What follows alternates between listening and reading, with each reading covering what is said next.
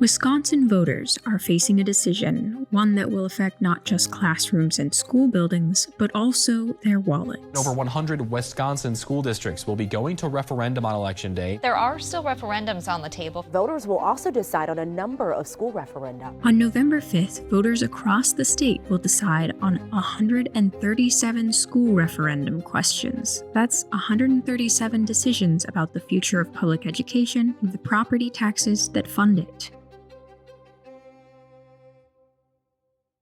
But what are school referendums?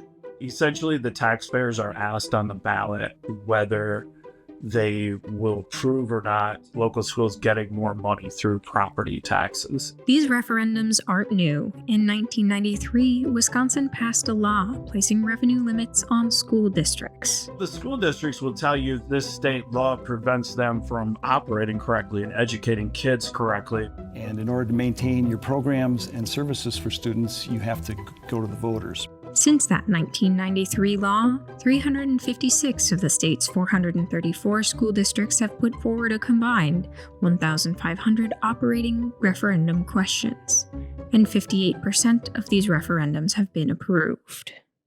$22,665,000. More than $124 million. An additional $600 million. The value of a resident's home assessment would determine how much their annual property taxes would rise.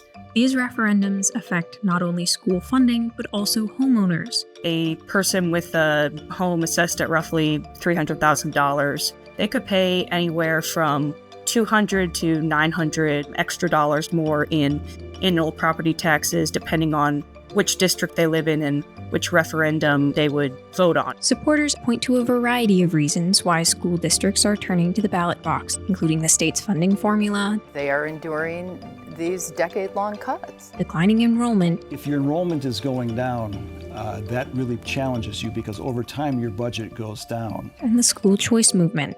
Both voucher programs and the revenue limits are killing our public schools.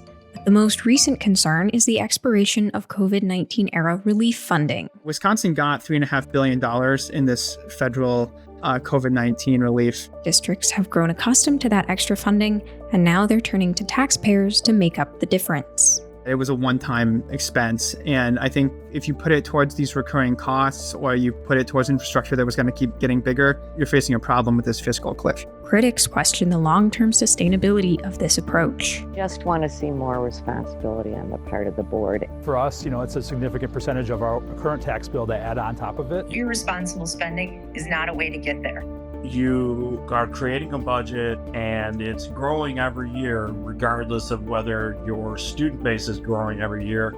And you never really take the time to go back and examine, wait, are we spending the right amount of money?